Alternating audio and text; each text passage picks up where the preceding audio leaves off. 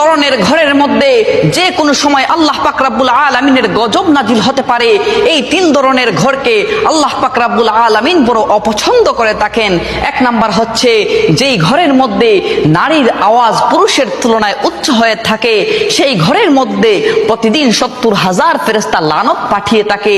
2 নম্বর হচ্ছে যেই ঘরের মধ্যে অন্যের হকের মারা টাকা জমা থাকে আর সেই টাকা দিয়ে সংসার চলে, ওই ঘরের মধ্যে যে কোনো সময় আল্লাহ পাক রব্বুল আলামিনের গজব নাজিল হতে পারে।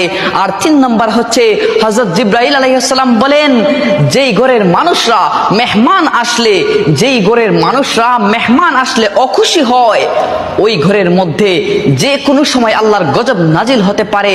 যদিও নামাজ পড়া হয় ওই ঘরের মধ্যে, ফেরেশতারা সওয়াব লেখেন না, নামাজের সওয়াব লেখেন না। নাউজুবিল্লাহ। আল্লাহ পাক রব্বুল আলামিন এই 3 ধরনের বৈশিষ্ট্য থেকে আমাদেরকে যেন